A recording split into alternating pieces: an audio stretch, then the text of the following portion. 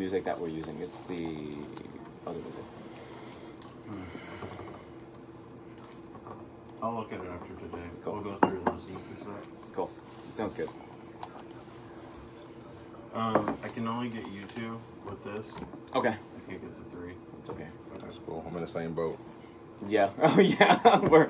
We'll patch it together. I think we have the technology. 3 brown guys. Okay. Yeah, 3 brown guys. Uh-oh. That's funny. In the morning. Yeah, that's right. In the morning. That's right. Let's do this. Share it everywhere. Let's see. Tagging Elliot. 30 seconds. Yeah, thank you.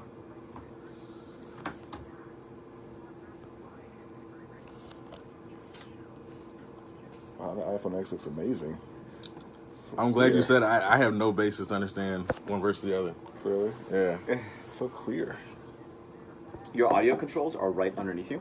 Okay. Quick little thing. No cussing. No craziness like that. Okay. You can say pissed off. You can't say pissing on. Okay. 4, 3, 2, 1. And then get as close to the mic as you can. As close to the mic as you can. Okay. Art Atlanta, we are back. My buddy there, Dan Celia, joining us all the way from Pennsylvania this morning. Dan, thank you very much for joining the show again. His information, if you want to get in touch with him, on the brief, quick couple of minutes that he was able to spare me of his morning, head on over to financialissues.org. In studio with me today are Elliot Holland and Philip Hello. Champion. How are you guys doing today? Really excited to have this conversation. Excellent. And whenever Elliot's in the studio, as you may have heard, we don't really know what we're going to talk about. Not at all. Ever. Freestyle. We might just start playing some victory music just because we feel like it, as follows. Example. Michigan guys. Nice hat, Abhi. A bunch of Michigan guys. There we That's go. right. All right. That well, feels fight great music. on There the we go. airwaves. Oh no. Now I'm Look awake. at that. Now I'm awake. That's hey, I'm awake too. I have this coffee, but now I really feel like I can You're get there now? productive. Exactly. Absolutely. Exactly. I can play like a champion today. Let's go. All right, so we are. I enjoy talking about business growth. I enjoy talking about entrepreneurship and everything like that. But first of all, Philip, welcome to the show. It's awesome to have you. Thank you for having me, guys. It's going to be a lot of fun. Tell us a little bit about who you are and what you do. So my name is Philip Champion, and I'm the EVP of Sales and Marketing for a company called Correlate.work. Correlate.work. And what we are matchmakers. We connect dynamic, amazing, game-changing sales and marketing talent with the biggest and best and brightest startups that Atlanta has to offer. So that's a little bit of what we do. Awesome. Awesome. Yeah. What mistakes do you feel that business owners and entrepreneurs make with that specific set of things? Like for me, when I'm recruiting, when I'm looking at people, like I have a startup called NP Hub. My co-founder Chris, he and I have a little WeWork space in Midtown, and we're always looking for the right people. Yep. Where am I missing the mark? The biggest, I think, mistake that companies make when it comes to recruiting and finding new candidates is wasting time when it comes to actual recruitment process. A lot of companies drag their feet when it comes to finding amazing sales talent. They find a guy, they like him, but they don't move quickly in the interview process. What tends to happen is if they're a great sales candidate or a great marketing candidate, a lot of companies are looking at that particular candidate, and you will typically lose out when it comes to finding those candidates and actually getting them on board. So I think the biggest mistake that companies make is just wasting time when it comes to actually bringing talent on board. I'd say that's the biggest mistake I see so far. Gotcha. Yeah. Do you have a specific market focus? Are you like in the plumbing industry? Do you only find folks for that? Marketing? Are you tech? Are you? Sure. Yeah, so I only work with technology companies with employees of 100 employees or less. Okay. They have to be funded. They have to have a little bit of money to pay us. Yeah, for sure. Very important. Might want to say that again. Yeah, so we don't work with startups that are bootstrapping, but if you have Yeah. funds and you're willing to pay, and you have 100 employees or less, that's our sweet spot. Awesome. Yeah. What inspired you to get into this business? Because it's a very unique business to It get is. involved in. So most of my career, I was a software salesperson. So I sold software to companies kind of like myself. Yeah. And what I realized in having conversations with C-level executives is that I used to think these guys are really smart, but they're not as smart as you think they are, you know? So what I realized is that I could have these high-level C-level conversations, and working for other people, I realized that I wasn't getting paid, the amount I should be getting paid, relative to my talent. So it came to a point where I decided that, I'm kind of smart, I'm good with people, I'm good at building relationships. why not do it for myself? And being that I'm young enough, if I do it and fail, you know, at least I have a little bit of time to bounce back. Yeah. Before it's all said and done. But that's what kind of got me into the space. Hey, Philip, let me ask you this. So Yes, sir. when you got started and recognized sort of the issue was that people were taking too long to go after top quality talent or sort of wasting their time, how did you start in terms of setting up your company to solve that specific problem? Because clearly, I would imagine your competitors don't want to take a long time. But if you're focused on a particular service thing that you're doing better than others, how did you deliver that when you first got started? So actually, when we first got started, it's actually myself and my two co-founders, Yannick Michel and Shintara Trodi. And when we initially started, we were not planning on doing a service or recruiting at all. Initially, we were planning on building our own CRM system. And selling that to small businesses and companies who are kind of our niche target. Okay. But what ended up happening is that, you know, one day I just got really frustrated in working for a startup that I was working for, and I decided, you know what, I'm just going to go out and leap on faith.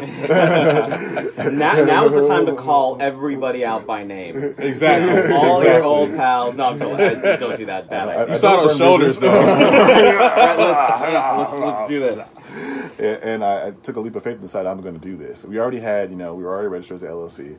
We already had our company space, and we were already kind of, we were typically a company, but we just didn't have a quick way to make revenue.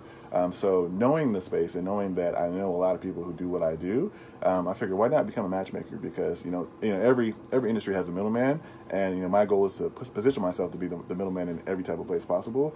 And recruiting seemed like the easiest fit with the lowest cost of investment from an initial capital perspective, but with the highest return and highest margin. So is that what kind of said, I don't want to focus on building a CRM because that's going to take several $100,000? Or was that like a big part? It was a part of it. So we started taking investor pitch meetings, and we realized that investors are kind of like bosses. Yes, they are. Hold on, Philip. Say that again. We talked about that last week. That's exactly what they are. When you take capital from other people, they're basically your boss.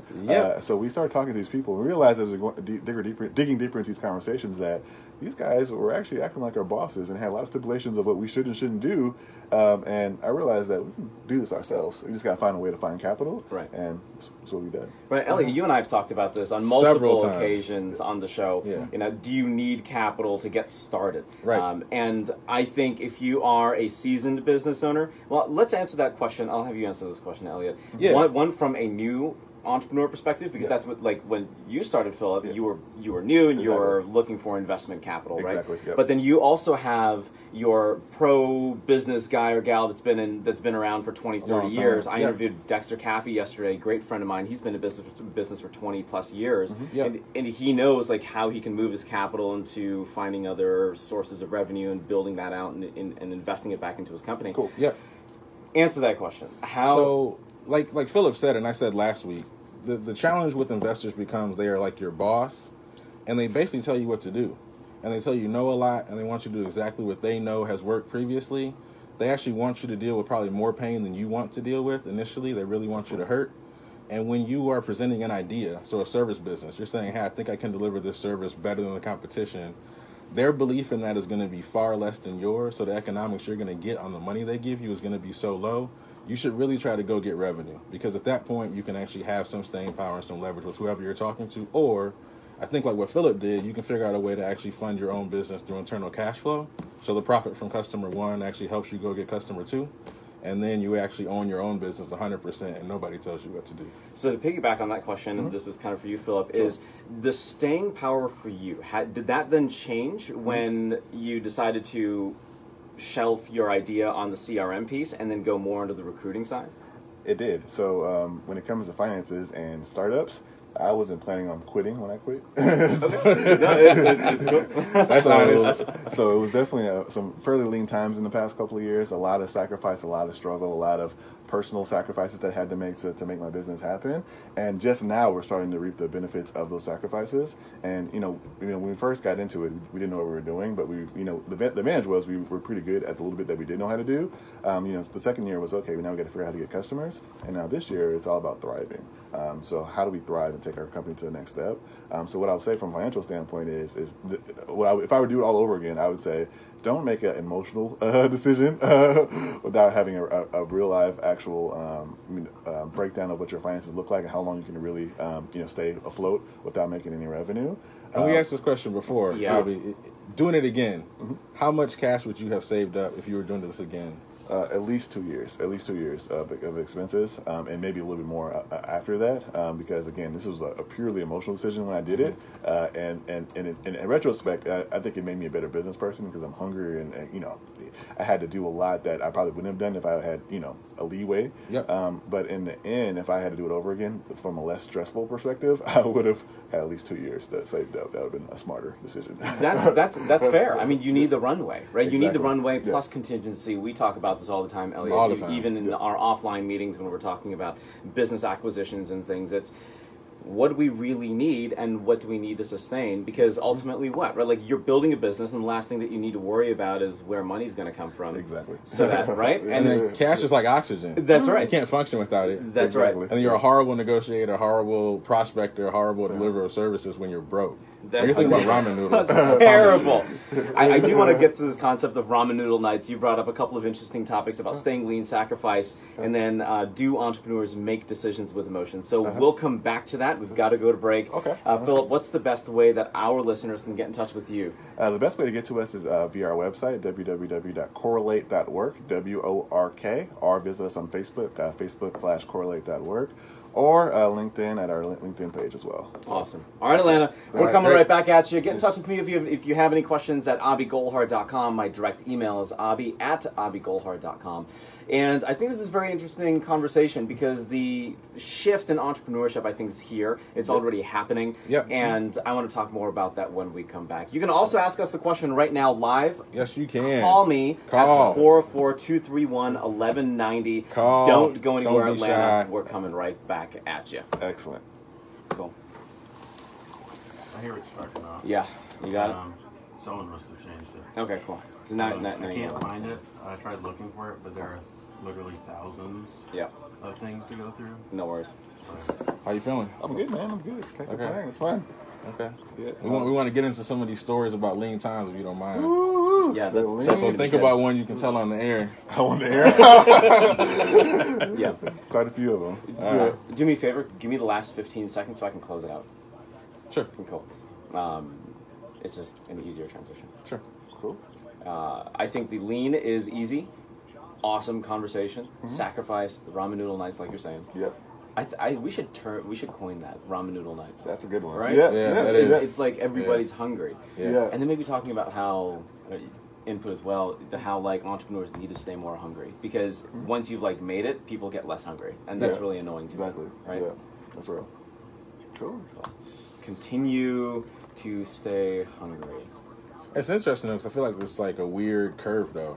It's like Yeah. you want to be super hungry, but you need to have sustained power to be able to deliver tough messages and be able to say no to stuff that actually is going to suck. It's a But you have to have balance, yeah. impetus to have to like go get stuff that's probably marginal and just over deliver in situations where you can't know that you can. Yeah. It's a really slippery slope. That's why that money is so important. Yeah. I think the hunger part is like more so like the push to actually do the things on a daily basis. Because like, I mean, I realize like now that we're a little bit okay more financially, I was like, man, I gotta wake up at 6, 7 o'clock in the morning, do all my workout stuff, and then I gotta do Yeah. all these different tasks, gotta make these phone calls, gotta send these emails, gotta do these little LinkedIn messages. Right. Yeah. And that's like where I feel like the hunger needs to come in more is like the daily stuff. It's like the daily shit's what kills you. Yeah. Or Yeah. makes or breaks you, you know? Yeah. So, Yeah. so, For sure. Yeah, So, meat and potatoes. yeah. Christian, how much time do we have? 2 minutes. Cool. So I'm going to open this door because I'm hot. Cool. Yeah, Is that it's- cool? No, it's We've fine. got 4 bodies in a small room. Yeah. Ah, there we go. All right, cool. Wow, much better. It's loud over Yeah, there. Hey, man. Yeah, let's do waters. Well, this guy typically wears a suit. Oh, really? That's the Oh, other thing. I okay. got to be careful. I thought I was dressing down. Oh, okay. No, the reason I'm not is because I'm hungover. Oh. Hey, Be honest. I'm just saying. Then there's that. Then there's that. At least you're honest, brother. That's funny. Going out with a bunch of older gentlemen, scotch and cigars is just ridiculous. Now you got me thinking of Anchorman. Right. Crown Burgundy. Right. I just love to hear more about that pivot. Oh, It the had to be pivot? difficult. Yeah, the pivot. Well, it was like, okay, look at my bank account. I was like, okay, look at our company's bank account. You're I was like, like, all right. all right, let's think about the fastest way to make money was like the lowest amount of capital investment with the highest Okay. return. That's So it wasn't hard to convince your partners? No, yeah, sorry. We got about one. Fudge no. Sorry about that. Yes. Elliot's rolling his sleeves up. I got one on LL We're Cool J. nice. So I need. So how'd you guys meet? We actually lived in the same apartment complex. Yep. This was back in when, like 2000. 2011. Oh wow. I'm sorry, 2000.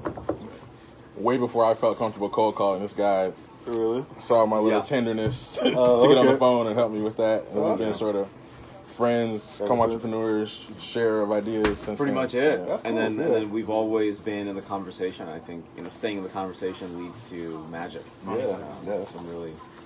I'm really, thankful, grateful, fortunate. Yeah. Because you don't get many Elliots. No. There are not a lot of Elliots. Yeah. And then Michigan fan, so that That's works okay. too. All right, that's Yeah. right. Michigan fan. We beat you guys, Florida State, a couple years ago. Yeah, no, 4, 3, Boo. 1. Learn more about Abhi Golhar online at abhigolhar.com. Welcome back, Atlanta. It's Abhi, and I'll tell you something. My conversation with Philip Champion and so Elliot, you're kind of you're a regular, but I think I need Yeah. a title at some point in time. So we'll Yeah, I talk don't about know. it offline. Friend, collaborator, Guy who talks smack. We'll figure it out. also looks like an android wearing the headphones that you're wearing right now. Totally I super guess sexy in the morning. that's Kind okay. of. That's a kind of a weird backhanded compliment. It's okay. That's all right. We have enough staying It's power like- in our it's like- friendship. Right. We got this. That's good. We That's got good. this. Philip, we talk about like this idea of continuing to stay hungry, right? Mm-hmm. You started a business initially, you wanted to build a CRM, Mm-hmm. and you said, well, it's going to take capital. After meeting with a lot of investors, you realized that's probably not the best course of action. Exactly. You needed to raise capital, and they weren't giving it to you, or whatever it was. And then you said, I'm going to become a Recruitment firm or matchmakers. I call them corporate matchmakers. That's what corporate we are. matchmakers. Yes. And so, during the break, we were talking a little bit about this pivot, right? Yep.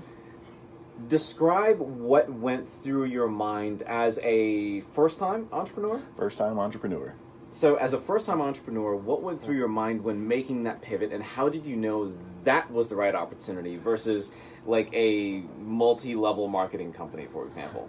Well, it was pretty straightforward. I realized I looked at my bank account. I looked at our company's bank account. I called up my business partner and said, hey, we don't have that much money, and we're going to try to make this happen. So what do we have to do to make that happen? So I evaluated all the services businesses that were out there. I knew I wanted to do a service business because it takes relatively low capital investment, just really what you know. And I looked at the recruitment industry because I knew that, most software organizations have money to spend, but they don't spend on HR. They spend it on sales and they spend it on marketing. And I knew, because I was a software salesperson, I knew what it took to be a good software salesperson. So I knew what to evaluate and who to evaluate and who would be good fits.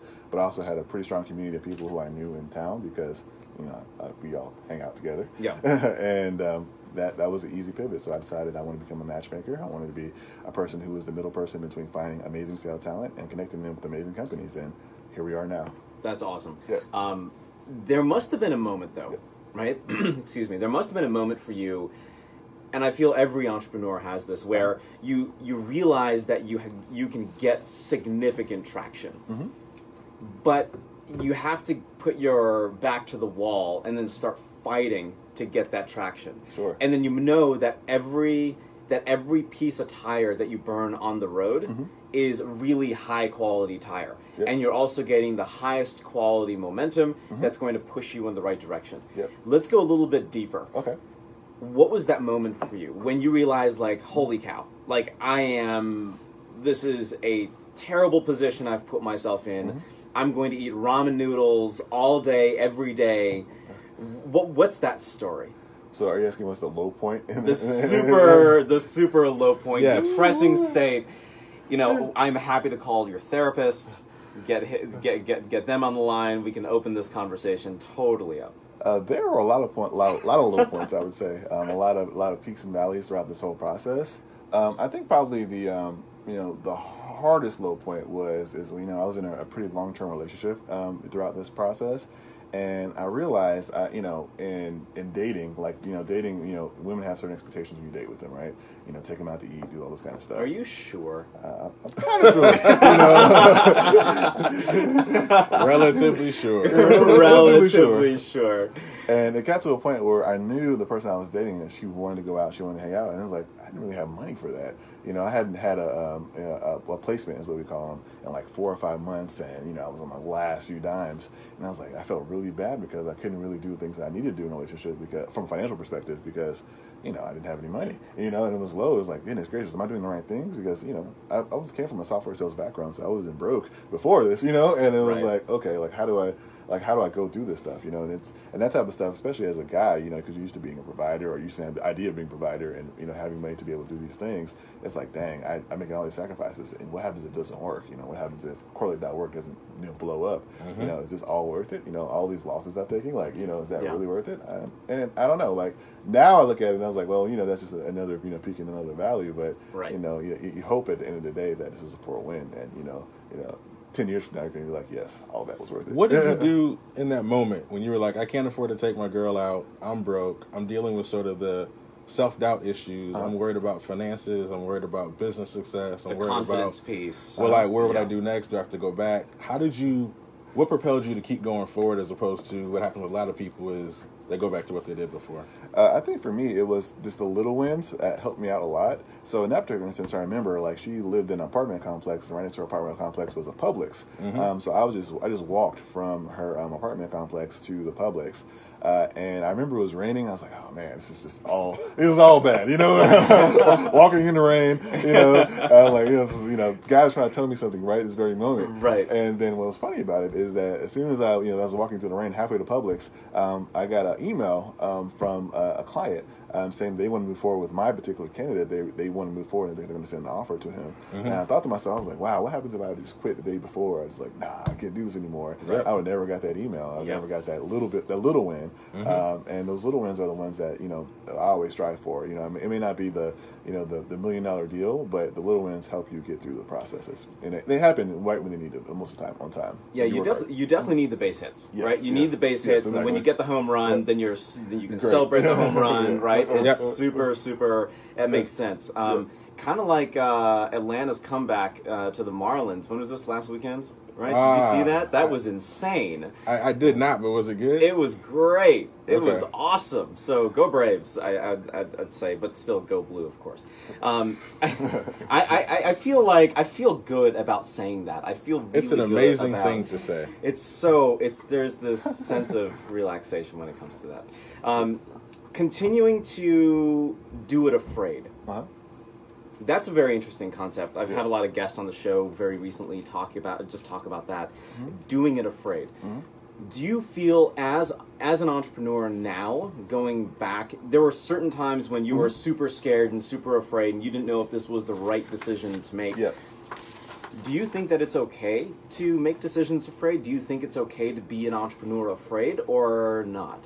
I think there's pros and cons to it. I think you should use your fear or your anger, whatever emotion that you have, as actual fuel to fuel your daily processes, right? So it's not smart to make decisions afraid, but it is smart to use that fear as fuel to fuel your daily actions to ensure that you're successful. So as an example, at this point, I'm not afraid anymore of this business endeavor. But I am afraid of losing in the long run, right? So on a daily basis, my goal is to prove everyone wrong who ever doubted me. So every day, I use that fear of not winning and not be able to, I consider myself like a Draymond Green type, the talk trash. So if I can't talk trash, then I feel some kind of way. So I want to make sure that I work hard every day and have that fear of not being able to talk trash because I lost, to fuel me every day to do the daily tasks that are needed to win.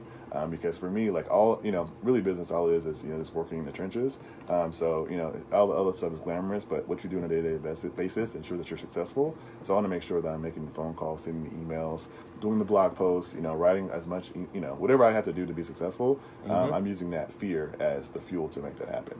What's your dream? My dream is just to be free. So it's not really about being a millionaire. It's not really being about, employing 100 employees. It's to be able to be free to do whatever I want to do whenever I want to do it, without any obligation to anyone else aside from my family and my friends. And that's why I work for myself. That's why I build my business, because I don't want to have to answer to investors. I don't want to have to answer to CEOs. All I want to answer is to myself and making sure that I'm doing everything successful, everything I need to do to be successful on a daily basis. And then, that actually leads to my ultimate freedom to be able to do what I want. That's awesome. Great answer. That's. Yeah. I mean, and I can totally relate to that, right? I work with investors all the time. Hi, Dad. And it's that's right. You have to treat them accordingly. Yep. And if you have the wrong type of investor, that's not you, Dad. If you have the wrong type of investor, whether it's venture capital, angel, whatever, it can become a very trudgingly terrible business to stay a part of every single day. Definitely. Right? Yeah. And that's not something that I feel we want to get tied to. Yeah. You might be listening and you're thinking to yourself, well, geez, I've built a business, it has the staying power, and I want to maybe exit. I want to exit, but I feel this gnawing sense of I'm doing what I like to do, but I could be doing what I love to do. And is that enough to quit, do you think, and transition or pivot to something else? Kind of like your CRM recruiting angle, or do you feel like there's something else that's coming for you once you build this business that you're going to, you know what? Think about the answer. We have to go to break. Okay. Yeah, let's go to break. Go to break? Okay. I think that's a pretty... Okay. Yeah. Contact info, because I know there are folks listening that are going to say, I need Correlate in my life. So feel free to go to our website, www.correlate.work, or give us a call, 404-451-4378. Awesome, Atlanta. Well, I'll tell you something. I think the theme of my show has always been and always will be entrepreneurship, small business, especially for you locally here. Get in touch with me. The best way to do that is to go to abhigolhar.com, or keep listening to the show. Call in 44231-1190 and pay attention, make money, and just thrive. I'll be right back. Cool. All right, so we have one more segment. Okay. Let's keep talking about that, man. Cool. I think that's cool. Yeah. Are we hitting points that you'd like to hit? Anything else you want to get out there that we should ask you about? Nah, I think this is actually pretty good. I think, I'm trying to think. It's still the wrong music, Wrong music, still wrong music. But it's okay. I mean, it's You want to talk anything about what you guys want to do next? Is there any sort of future plan or sort of milestone that you're working towards? I think one thing maybe a good conversation is also working with your friends. So there you go. That works. Yeah. So maybe answer this question and go into, because my two business partners are also my best friends in like actual real life. Yeah. So that would be like an interesting conversation. I was going to ask you something about the interpersonal stuff with partners. Yeah. It's interesting. Yeah, let's spend some time on that, because I mean the thing is you're going to start business with people you know and trust. Yeah. Right. Yeah. But that causes all kind of issues when you go sideways. And there's relationships, there's money, there's business. There's all this. Yeah. That's a good one. Can I go to his barbecue on Saturday? Right. Maybe I'll take this one off. Are you invited to the cookout or no? That's what. Right. What do we got? At 11? 2 minutes? Yeah. Okay. Yeah, 2 minutes. Cool. So I just had a brain fart, and I forgot the question that I was going to ask you. You're asking me about passion, like you do things. Oh, yes. Yeah. Like versus love and the pivot. Yeah. Dude, freedom is so important. It So is, important, right? man. That was the thing that my pivot in my business was when I went from maximizing money to maximizing freedom. Yeah, freedom's way So more. different. Yeah, it's a whole nother ballgame. It's like you are encumbering my freedom. It's not worth it. It's not. Nah. As long as you're free, you're okay. But once you start becoming a slave to money or debt or whatever it is, Or like the price for infringing on my freedom is high. Right. So maybe I'll take it, but it's a lot higher. It's a high capital investment, man. Really? I love it. This is people hate on me every time they see it. They're like, Man. I love this. I haven't. That a I haven't PDA? Seen, That's a this PDA. is a passport. A passport. It's a Passport. passport. Yeah. All right. Yeah. I bought like 3 of these. I have that's my iPhone over there, but this is like the emails and typing, and like I have like a lot of thoughts, so I just write them down. Less than a minute. Yeah, I can imagine that's pretty good for that. Yeah. So everything else is so. That's like my multicolored pen. People make fun of me too. Yeah, exactly. Whatever. Yeah. I wanna press that whoop-de-doo. I'm gonna find a chance there. Whoop-de-doo. Yeah, do it. I found it this morning. I was like, yeah, I'm gonna use that. Yeah. It works.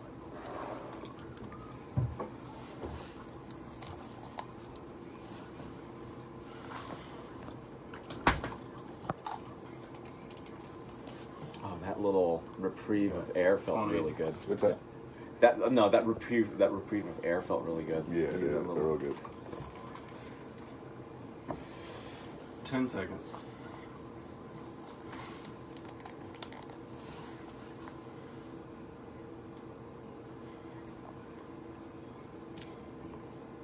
This is the Abhi Golhar Show on Biz 1190. All right, Atlanta, we're back. The last 10 minutes of the show.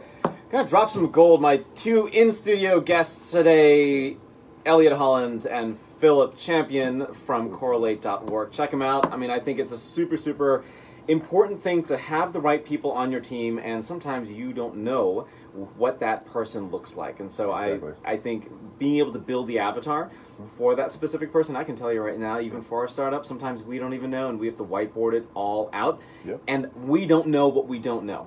And Exactly. I think that's really cool that you're solving that need for all of us that just don't know what we don't know. Exactly. Before the break, we were talking about this concept of liking something versus loving something, Yes. and specifically in the business context, because as business owners, we're thinking, well, geez, is this something that we're going to do forever? And we might like what we're doing, but if we don't truly love what we're doing, or if we're not truly passionate about what we're doing, does that matter? Yep. And for a first-time entrepreneur, what do you think? I always take the Mark Cuban approach. It doesn't matter what you like or what you love as far as when it comes to the context of business. It's about what you're good at and what people will pay you for. So for me, at least, is that I actually, my passion is in like art and curation, right? So I love art, I love photography, I love painting and all that kind of stuff. But that doesn't pay my bills, and it doesn't, afford me the life that I actually want to have, the freedom that I have. But what I am good at is I'm great at software sales, and I'm great at connecting people. I'm naturally a middleman in pretty much everything that I do. I'm a good connector. So what I realize is, at the end of the day, like I need to do and focus on the skill that makes me the most money and provides me enough financial stability to ultimately be free. And for me, that's connecting people. So while I think it's cool if you actually have a passion that pays you money, or you're great at, you say you're an artist and you make money out doing that. But for me, I always take the Mark Cuban approach. Do what you're good at and make money off of that. And then once you're good at that, start making money, then start using those funds to fund what you're passionate about. That makes sense. That's great. I wouldn't have put it any better myself. During the break, we were talking about friends. Yes. And doing business with friends and starting a business with I have a very interesting policy about this, but I want to hear yours first. Sure. So I didn't have a policy about it at first.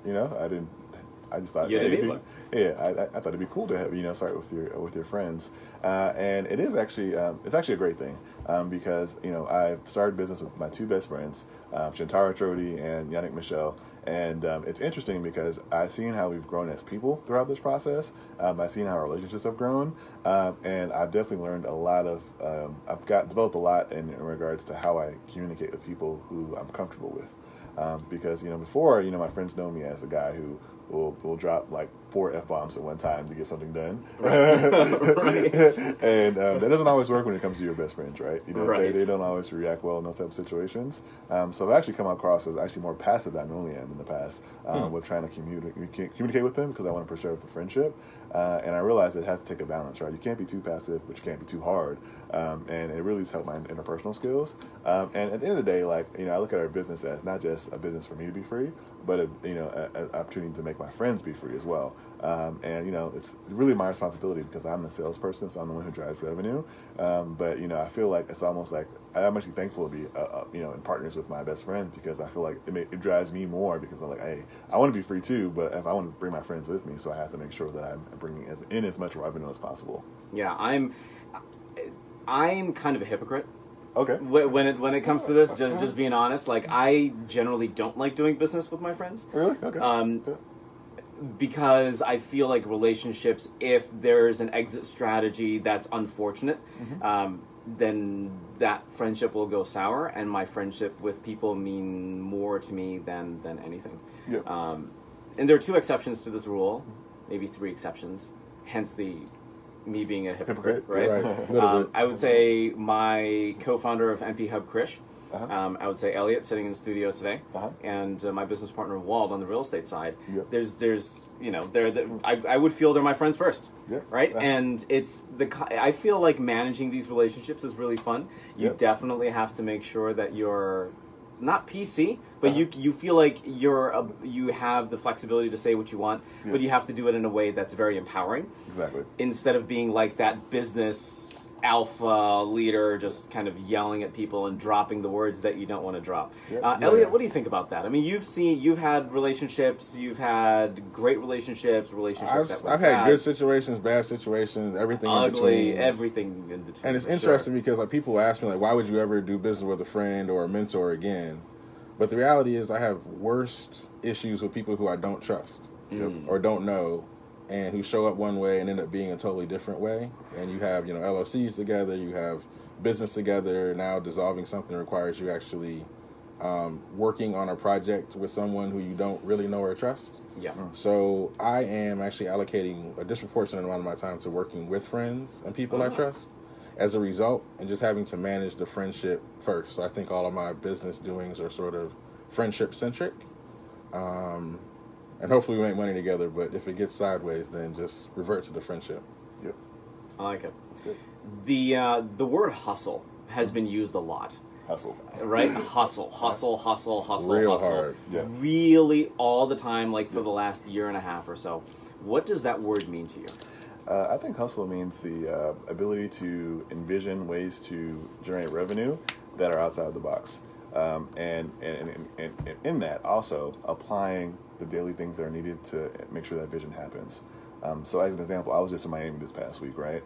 And it's so amazing going to Miami because everyone there drives Land Rovers, Range Rovers, Maybachs, G-Wagon trucks. Right. And what I realized is that I have a good friend. She works for Rick Ross, and Rick Ross owns a whole bunch of wing stops. And what's funny about this is she manages these wing stops, and one of the assistant managers makes no more than $30,000 a year, but he drives a BMW X5. And it makes you, and we don't know how he makes his money, but it makes me think that whatever he's doing to make the additional money, he is smart enough to figure out another way that's out of the norm to generate revenue and opportunity. But he also has the hustle or the grit to be able to do what's needed daily to make that happen. So hustle to me means to be able to find a way to make revenue that's outside the norm and do the day-to-day tasks to make sure that vision is realized.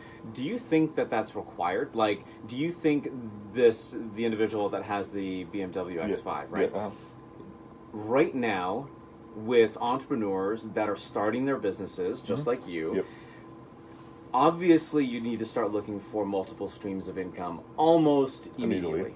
Right? A, how does one do that?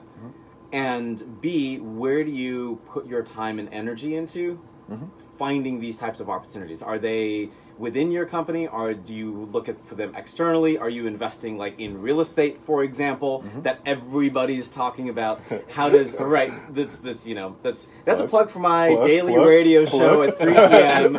called Think Realty Radio. So check it out every day at 3 p.m. That's hustle. That's total hustle right there. But what do you think? I think it's important to have multiple streams of income, and it's actually something I'm trying to figure out now. Right? Is like, what do I need to do, and how do I how do I manage my time and where I'm always making income, no matter what's going on with Correlate.work. So to answer your question, yes, I would do it internally and externally. So we're exploring multiple ways to make money outside of our recruitment services right now, in reselling software as well as working individually with candidates, kind of helping them, basically like on the part of matchmaking services, making them look pretty for their eventual date. And then on the other end is how do you develop skill sets that pay you outside of that. So on the other side of that is I'm also learning how to become a web developer. So learning the code and doing all the external things that are necessary to make that happen. So 6 months from now, I'm going to have 2 interesting skills that can play off each other, or go one way or the other. So that's how I'm doing it. That's fair. We have 30 seconds before we have to wrap up the show. Give me your 30 seconds on what you feel investing means to you. Because you're a millennial, you're a young guy, you're starting a business. I need to know this. So investing means investing into yourself, investing in your skill set, investing in the people around you, investing in your family and your friends, and making sure that you invest your time to ensure that you're as successful as possible in whatever endeavor that you choose to move forward with. Wise words. Wise words. That was nice. Elliot, you got 15 seconds. Elliot Holland here. I have a consulting company, Peachtree Strategy. We help founder-led companies grow and be better. You can reach me at eholland@peachtreestrategy.co. Or look me up on Facebook as you see me online. All right, Atlanta, that's the show. Philip from Correlate.work. Thank you very much for coming in on the show. Elliot, it's been awesome as always. Thank you. Listen in tomorrow again, Atlanta, about business stuff. Stuff is a technical term that I like to use about everything that you need to know to rock your world. I'll see ya. Excellent. See ya. That was fun, guys. There you go, man. Thank you for having me. You got it. It was awesome. Yeah, man, it was fun. Great. Thanks for coming. I'm happy to be here. First, thanks for coming. Oh, first one? Yeah. Oh, okay. I'm so excited to be here. He's done others in terms of, we were talking about bringing in different guests through people that I know as well. Okay. So you're the first person I want to come on the show. That's good. I'm excited. Thank you for having me. That's a big deal. Who you have planned next? Still working on it. Still working on it? Yeah. We're trying to get a regular cadence going. Really? What type of companies are you looking for? Just founders that are doing good stuff. I mean, diversified. It doesn't have to be anything super huge. Really just people who you think are dynamic. Probably more around how they communicate or maybe the kind of business that they're in. You know, some people have some really unique businesses. Okay. But if you have thoughts, please share. Yeah, I'll think about it. It has to be founders, though? Or are you okay with, like, C-levels? I think we're focusing mainly on founders. We're focusing mainly on founders. Yeah, it's Atlanta, business, tech, healthcare, pretty much any Atlanta business. Okay. That would be super helpful. Yeah, one of my clients may be good. CEO Oxflu. I'll see if he want to do it. He's kind of into this kind of stuff. Cool. Okay. Yeah. That'd be cool. That'd be cool. Yeah. So we got a bunch of pictures. Christian also has a wonderful eye Okay. for pictures and camera and everything. He was snapping a couple. Yeah. See you later, guys.